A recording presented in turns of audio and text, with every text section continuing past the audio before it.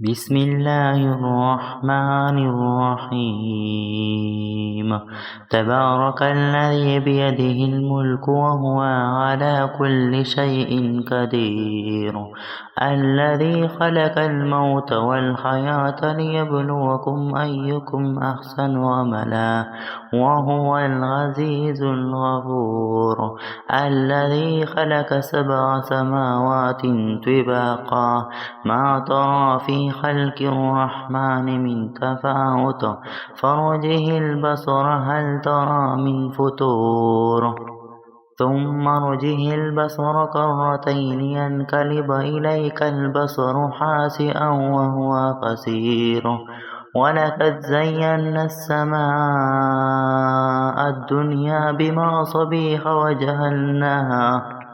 وجعلناها رجوما للشياطين وأعتدنا لهم عذاب السعير وللذين كفروا بربهم عذاب جهنم وبئس المصير إذا ألقوا فيها سمعوا لها شهيقا وهي تفور تكاد تميز من الغيظ كلما ألقي فيها فوج سألهم خزنتها ألم يأتكم نذير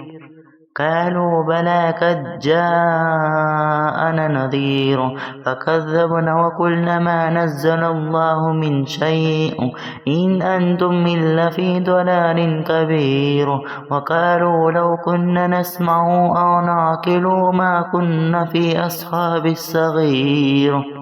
فاعترفوا بذنبهم فسحقا لأصحاب السعير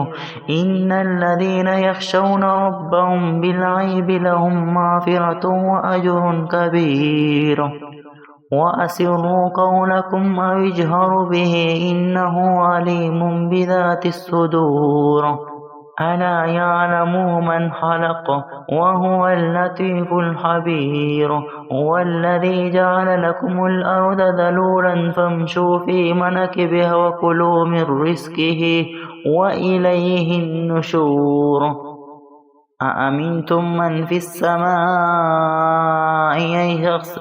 أأمنتم من في السماء أن يخسف بكم الأرض فإذا هي تمور أم أمنتم من في السماء أن يرسل عليكم حصبا فستعلمون كيف نذير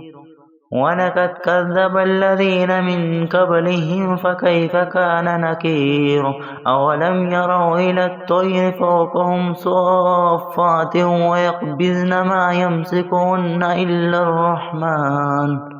إنه بكل شيء بصير أمن هذا الذي هو جند لكم ينصركم من دون الرحمن